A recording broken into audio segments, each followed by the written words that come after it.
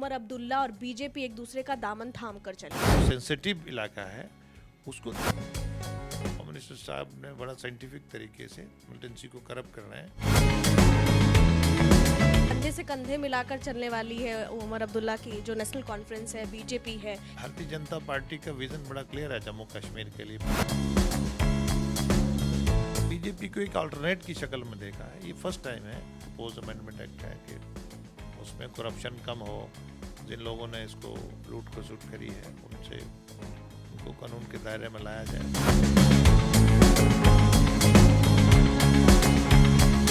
जम्मू कश्मीर में national conference से उमर अब्दुल्ला ने मुख्यमंत्री के तौर पर शपथ तो ले ली है, लेकिन आने वाले 6 महीने आपको डरा सकते हैं। क्यों? क्योंकि जो चुनावी नतीजे आपके सामने हैं उसके पलट बहुत कुछ होने वाला है। यानी सीधे तौर पर जम्मू कश्मीर में भारतीय जनता पार्टी उमर अब्दुल्ला के साथ कंधे से कंधे मिलाकर चुनाव में नई सरकार बनाएगी। यानी 6 महीने में भारतीय जनता पार्टी के साथ नेशनल कॉन्फ्रेंस की सरकार होगी। आइए समझते हैं कि यह पूरा मामला क्या है, आखिर ये बातें क्यों उठ रही है और आखिर इसमें कितनी सच्चाई और क्या खेल होगा। हमारे साथ इसी पर बातचीत करने के लिए भारतीय जनता पार्टी के राज्यसभा सांसद गुलाम अली खटाना है। सबसे पहला सवाल कि यहाँ जो जम्मू कश्मीर में उमर अब्दुल्ला ने मुख्यमंत्री के तौर पर शपथ ली है, लेकिन 6 महीने में भारतीय जनता पार्टी वहां हुकूमत करेगी, आप क्या जवाब देंगे इस पे? जम्मू कश्मीर में देश के वज़ीर आज़म की एक्सेप्टेबिलिटी बढ़ी है। उन्होंने जो 10 साल काम करे हैं, मज़दूर हूँ, किसान हूँ, बिजनेस कम्युनिटी हो, सभी रीजन्स में हमने एक नज़र से देखा है। टूरिज़्म बढ़ा है, भारत को लोग एक इज़्ज़त की नज़र से देखते हैं। यहाँ तक इंटरनेशनल कम्युनिटी वहाँ इन्वेस्ट करना चाह रही है।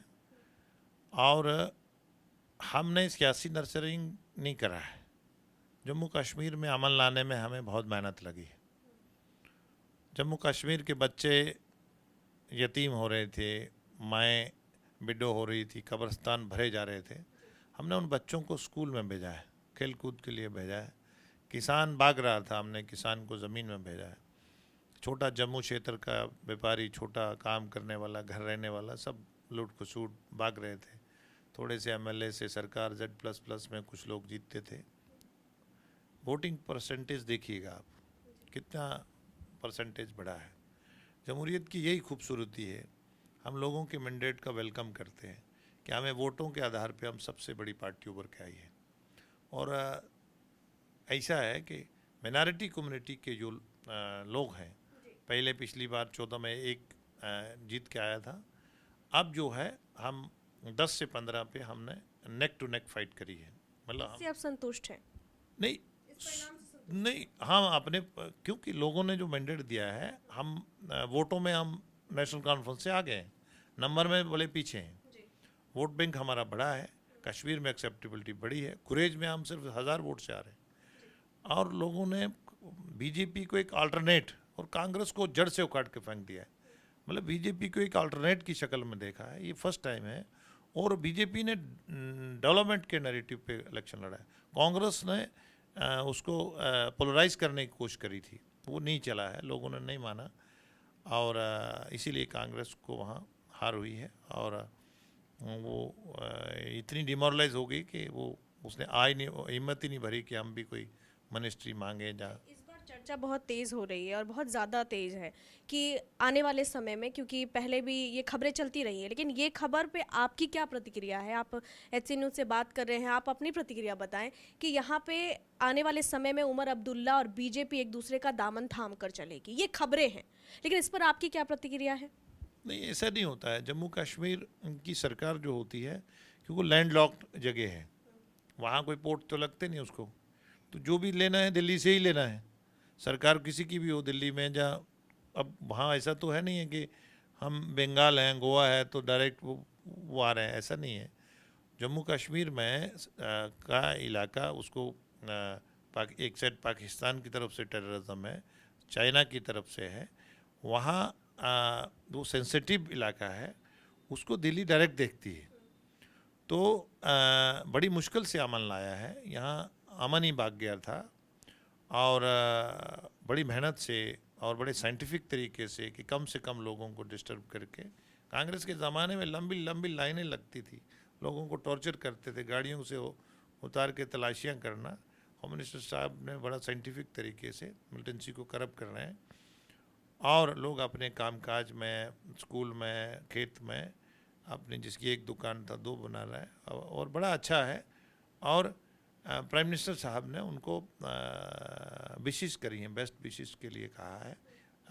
और ये कोई इतना बुरी बात नहीं है किसी को, सरकार को बेस्ट विशेष जहाँ थी नहीं, जहाँ लोग पार्टिसिपेशन ही नहीं करते थे इलेक्शन में, तो वहाँ आंकड़ों में किसी की भी दूसरे दल की सरकार भी बने, हम बेस्ट विशेष तो दे ही सकते हैं।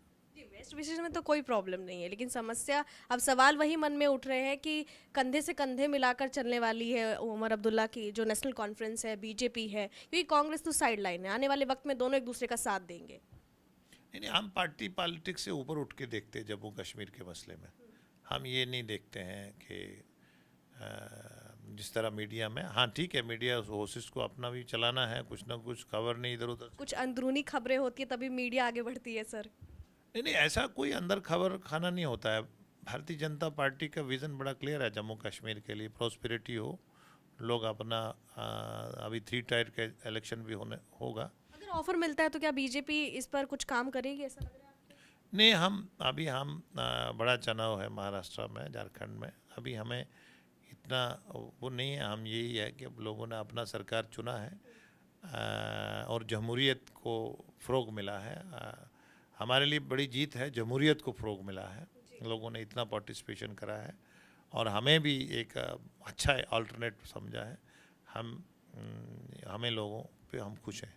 अच्छा, जम्मू कश्मीर का आपने जब मसला उठाया, जब बात हो रही थी कि चीन का आपने बताया, पाकिस्तान भी आपने नाम लिया, तो अभी हाल में ही जब विदेश मंत्री एस जयशंकर पाकिस्तान पहुंचे थे तो समिट के पहले मुलाकात हुई थी, चीन के उच्चायुक्त थे और उधर दूसरी तरफ पाकिस्तान के थे, और दोनों ने जम्मू कश्मीर के मसले पर बोला। उस पर आप क्या जवाब देंगे पूरे पाकिस्तान को, या फिर आप ये कहें कि उन लोगों को मुखर होके जम्मू कश्मीर पे बोलने की क्यों ज़रूरत पड़ रही है, वहाँ एस जयशंकर भी पहुँचे हैं, तो ये बार बार मामला जो है इंटरनेशनल लेवल पे क्यों उठ रहा है? ऐसा है कि कहीं ना कहीं घिसे पिटे चीज़ें निकाल के लाना पड़ता है। अपने अंदरूनी हालात पाकिस्तान के ख़राब हैं, जनता शाम को जवाब मांगती है, आटा बहुत महंगा हो गया, दाल बहुत महंगी हो गई है, तो अटेंशन डाइवर्ट करने के लिए कहीं ना कहीं कश्मीर की बातें करना उनकी मजबूरी है, और लोकल कंजप्शंस के लिए करते हैं वो। मतलब अपनी खबरें, अपनी रोटियां सेकने के लिए बस ये खबरें चल रही है। ठीक है, एक और मेरा सवाल वक्फ बोर्ड से है। आप पिछले दिनों एक बैठक हुई थी, बैठक में काफ़ी हंगामा हुआ, और जहाँ तक जानकारी है आप वहाँ उस बैठक में थे। उस बीच क्या हुआ था, क्या आप हमारे दर्शकों को बता सकते, इतना हंगामा क्यों, इतना बॉयकॉट करने का ड्रामा क्यों? क्योंकि आप एक तरीके से देखिए, वक्फ बोर्ड का जो मामला, एक तरफ मोदी सरकार है, दूसरी तरफ पूरा विपक्ष का कुनबा है, तो आप वहाँ पे थे, क्या कुछ हुआ था और मामला कैसे बिगड़ गया? देखिए, पार्लियामेंट की जो प्रोसीडिंग्स या डॉक्यूमेंट्स होते हैं वो कॉन्फिडेंशियल होते हैं, तो प्रोसीडिंग्स पे हम वो नहीं, टिप्पणी नहीं करते हैं। हाँ, एप्रोप्रिएट फोरा पे बात होती है, और कुछ बातें सामने आई हैं, किस फार्मर कमीशंस मिनॉरिटीज़ ने कहीं इल्ज़ाम लगाया मोटे तौर पे।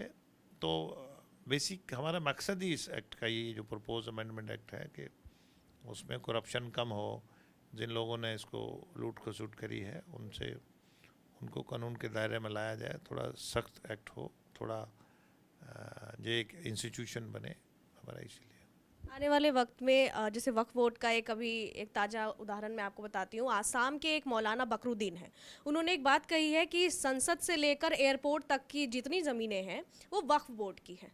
इस पर आपकी प्रतिक्रिया? आज मुझे किसी पहले भी आपसे मीडिया वाले ने पूछा कि अजमल साहब, वो बदरुद्दीन अजमल साहब कोई आसाम की पार्टी के लीडर हैं, तो कि मैंने अभी उनका बयान सुना नहीं है। अलबत्ता यह है कि ये भय फैलाना है, अपनी लोकल कंजप्शंस के लिए करते हैं। आप कह रहे हैं भय फैला रहे हैं? डराएंगे तभी तो वोट देगा मुस्लिम, ऐसे मुसलमान को डरा के ही तो वोट लेते हैं, ये कि आपको बड़ा भाई हिंदू मार देगा, खा देगा, यही तो बैकवर्ड आप कह रहे हैं बीजेपी ऐसा कुछ नहीं करती, ऐसा कोई नैरेटिव नहीं पेश? दुनिया की एक्सेप्टेबिलिटी, आप पूरे अरब में एक्सेप्टेबिलिटी देखिए ना, बड़े बड़े जहाज़ों से नवाजते हैं, चिराग तले अंधेरा है। प्राइम मिनिस्टर साहब तो अक्सर जब हमसे मिलते हैं तो कहते हमारे ज़माने में टाइम में अगर मिनॉरिटी नहीं डेवलप हो पाई, और मीटिंग में, एग्जीक्यूटिव मीटिंग्स में बोलते हैं, ये तो हमारी बात ही नहीं करते मैनिफेस्टो में जो वोट लेते हैं हमसे। कहाँ बात करते हैं मैनिफेस्टो में इनका, सपा के मैनिफेस्टो में, टीएमसी के मैनिफेस्टो में, या और जो पार्टी मुस्लिम्स का वोट लेती हैं उनके मैनिफेस्टो में मुसलमानों के डेवलपमेंट के लिए बात ही नहीं करती। तो प्राइम मिनिस्टर साहब करते हैं कि टेक्नोलॉजी और कुरान उनके हाथ में हो, वो स्टार्टअप स्टैंडअप के ज़रिए देश का हमारा जो एक टारगेट है हम तीसरी बड़ी इकोनॉमी बने, उसमें हिस्सेदार बने। हरियाणा में बीजेपी की सरकार बनी, शुभकामनाएं आपको, लेकिन महाराष्ट्र में क्या मुद्दे होंगे? आप वहां सक्रिय रहेंगे, आप वहां जाएंगे? मैं बड़ा छोटा कार्यकर्ता हूँ, पार्टी का देश मानता हूँ, कहीं भी पार्टी भेजती जाती। छोटा कहा, लेकिन फिर भी दर्शकों को मैं फिर से बता दूं, जम्मू कश्मीर में आपने उठाया हुआ था, लहरा के कहते हैं ना कि जम्मू कश्मीर में एक तरीके से आपने पूरी परिस्थिति बदलने की कोशिश की है। नहीं, काम करते हैं, पार्टी के कार्यकर्ता हैं, काम तो करना पड़ता है काम। तो महाराष्ट्र में क्या आपके, अगर आप मैं आपके पार्टी जहाँ ड्यूटी लगाएगी जाते हैं हम, पार्टी फाइनल होता है हमारा। देश पहले है, दूसरा पार्टी है, तीसरा हमें सेल्फ है। तो कहीं से अभी तो पार्लियामेंट्री कमेटीज़ का मीटिंग्स चल रहा है, जेपीसी का मीटिंग्स हैं, अब इलेक्शन से अभी तो घर देखे हुए कई दिन हो गए। तो ये भी एक तंजी कसा आपने कि पहले देश है, फिर इस पार्टी, और फिर हम अपने सेल्फ हैं। ये भी बहुत लोगों के लिए तंज है। एक आखिरी सवाल बहुत ज़रूरी है, ये इंटरेस्टिंग थोड़ा सा है, सियासी गलियारों से थोड़ा अलग हम पूछना चाहेंगे। प्रधानमंत्री नरेंद्र मोदी से आपकी आखिरी मुलाकात कब हुई थी और आखिरी बात क्या हुई थी? कुछ ऐसा आप हमें अनुभव बताइए जो हमारे दर्शक सुन लें, क्योंकि कई बार आपसे सियासी सवाल ही हम करते हैं, लेकिन आप एक इकलौते राज्यसभा सांसद हैं, मुस्लिम कम्युनिटी से आते हैं, प्रधानमंत्री नरेंद्र मोदी आप पे विश्वास रखते हैं और गृह मंत्री अमित शाह भी आप पे एक तरीके से ट्रस्ट करते हैं। उनसे कब मुलाकात हुई और कुछ अनुभव बताइए हमारे दर्शकों की। आखिरी सवाल होगा। ऐसा हमारा पार्टी बहुत बड़ा पार्टी है, इसमें कोई विशेष मुलाकात नहीं होती। पार्लियामेंट्स में रहती हैं, अभी सभाओं में रही है, और उसमें ज़्यादा नहीं, बस यही अभी कश्मीर में प्राइम मिनिस्टर साहब को हमने अपडेट करा था कि आपकी एक्सेप्टेबिलिटी, आपके प्रोग्राम्स, आप जो बच्चों का ख्याल रखते हैं, स्ट्रेस से बाहर निकाला, बच्चों को आपने स्कूल स्टार्टअप स्टैंडअप के लिए, बच्चे आपके लिए सेल्फी के लिए, तो इस तरह बात करी कि आपका एक्सेप्टेबिलिटी कश्मीर में होना और डेवलपमेंट पे इलेक्शन कश्मीर जैसी जगह पे लड़ना, और ये बातें रही प्राइम मिनिस्टर साहब से। चुनावी परिणाम के बाद कोई बातचीत? अब बातें तो रहती हैं जी। बहुत बहुत शुक्रिया आपका। तो हमारे साथ गुलाम अली खटाना थे, जिन्होंने साफ तौर पे स्पष्ट रूप से एक बात बहुत क्लियर कर दी कि आने वाले समय में क्या होगा। हम बस पार्टी के हैं और पार्टी जो आदेश करेगी हम करेंगे, लेकिन जम्मू कश्मीर में एक बड़ा श्रेय गुलाम अली खटाना को बीजेपी ज़रूर देगी। बहरहाल आगे भी हम तमाम खबरें आपके साथ रखेंगे, लेकिन जो भी अनुभव या जिस तरीके के सवालों का जवाब यहाँ गुलाम अली खटाना साहब ने दिया है, उस पर आपकी क्या प्रतिक्रिया है? कमेंट बॉक्स खुला है, ज़रूर पूछिएगा। अगर आपके कुछ सवाल है तो अगली बार मैं जब आपसे मिलूंगी तो ज़रूर पूछूंगी। तब तक के लिए बने रहे हमारे साथ। मैं आपके साथ रंजना उपाध्याय, शुक्रिया।